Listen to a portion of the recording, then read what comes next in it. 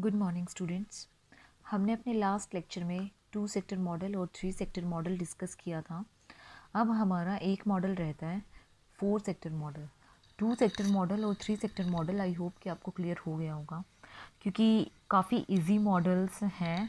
एक बार बस ध्यान देने की ज़रूरत है, अदरवाइज़ इनमें कुछ भी नहीं है। और आपने जो 3 सेक्टर मॉडल किया था, वो 3 सेक्टर मॉडल और आपके 4 सेक्टर मॉडल के बीच में बस एक ही फ़र्क है कि उसमें आपका जो 5th सेक्टर था वो यूज़ नहीं हो रहा था, इसमें आपका 5th सेक्टर भी यूज़ होगा। ठीक है, तो अब हम वो डिस्कस करते हैं। अपने वही सिंपल मेथड से बनाते हैं। पहले सबसे पहले हमारे पास 2 सेक्टर मॉडल में क्या था, 2 सेक्टर मॉडल में प्रोड्यूसर सेक्टर था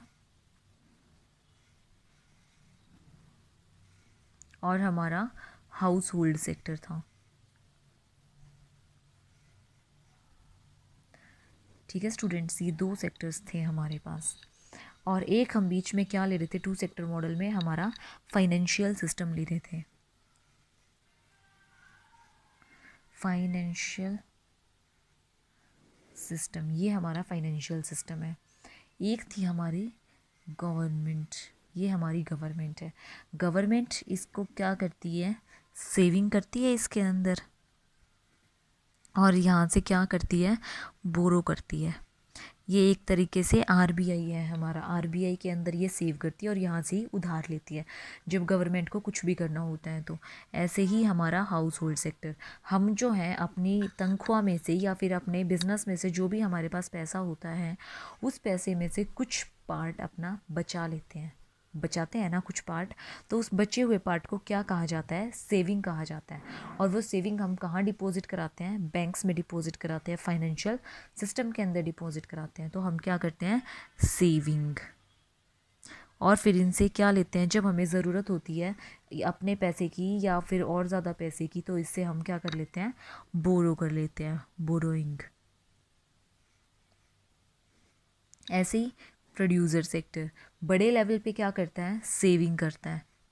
और फिर जब उसको ज़रूरत होती है तो बड़े लेवल पर ही क्या करता है, बोरोइंग करता है। ठीक है, अब ये जो है गवर्नमेंट, जो है गवर्नमेंट इसको क्या प्रोवाइड करती है, हाउस होल्ड सेक्टर को। गवर्नमेंट हाउस होल्ड सेक्टर को ट्रांसफ़र पेमेंट्स देती है। ट्रांसफ़र पेमेंट्स में हमारी कौन सी पेमेंट आती हैं, हमारी पेंशन्स, हमारी स्कॉलरशिप्स, ये सब कुछ आता है। और हाउस होल्ड सेक्टर क्या पे करता है, इनको टैक्सेस पे करता है, हाउस टैक्स, इनकम टैक्स।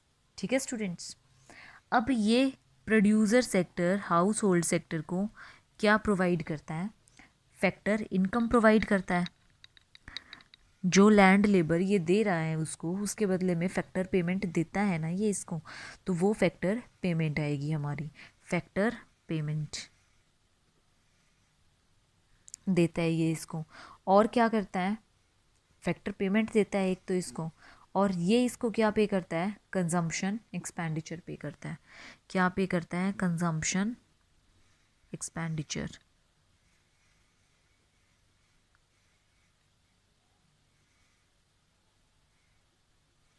ठीक है स्टूडेंट्स, अब ये प्रोड्यूसर सेक्टर गवर्नमेंट सेक्टर को क्या प्रोवाइड करता है, टैक्सेस पे करता है, sales tax, production tax, GST वगैरह ये सब कुछ पे करता है।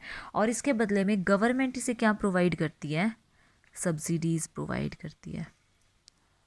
क्या प्रोवाइड करती है, सब्सिडीज़ प्रोवाइड करती है। ठीक है, अब और देखो, सब्सिडीज़ प्रोवाइड हो गई, और क्या रह गई हमारे पास, एक चीज़ और रह गई कि हमारी जो भी एक, ये तो 3 सेक्टर मॉडल हो गया एक तरीके से हमारा।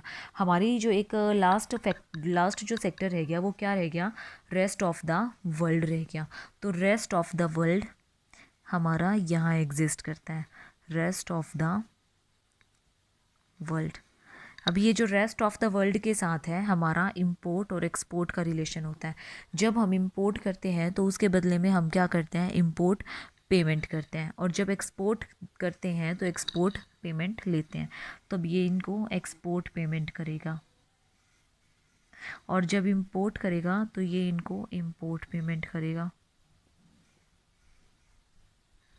ठीक है। अब ये इसको क्या प्रोवाइड करता है, नेट ट्रांसफ़र पेमेंट प्रोवाइड करता है, क्योंकि हमारा बिजनेस सेक्टर भी तो हमारे हाउस होल्ड सेक्टर को ट्रांसफ़र पेमेंट्स देता है ना, पेंशन वगैरह के रूप में, तो ये इनको ट्रांसफ़र पेमेंट्स देता है। और क्या प्रोवाइड करता है, एक चीज़ और प्रोवाइड करता है कि जो हमारी फैक्टर पेमेंट्स होती हैं वो factor payments, net factor payments भी प्रोवाइड करता है। ठीक है स्टूडेंट, ये है हमारा 4 सेक्टर मॉडल। मैं एक बार फिर से एक्सप्लेन कर सकती हूँ, आप ध्यान से सुनना दोबारा से।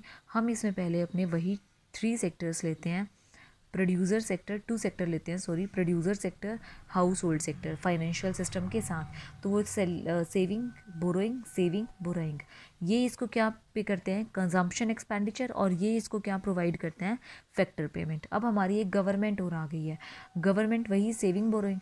गवर्नमेंट क्या लेती है प्रोड्यूसर सेक्टर से, टैक्स लेती है, सेल्स टैक्स वगैरह, और क्या देती है इनको, कुछ भी काम करने के लिए सब्सिडीज़ वगैरह प्रोवाइड करती है। ठीक है, उसके बाद ये हाउस होल्ड सेक्टर भी इनको क्या देता है, टैक्स देता है, और गवर्नमेंट इनको क्या देती है, पेंशन वगैरह, स्कॉलरशिप्स वगैरह देती है, तो वो किसके अंदर आती है, हमारी ट्रांसफ़र पेमेंट के अंदर।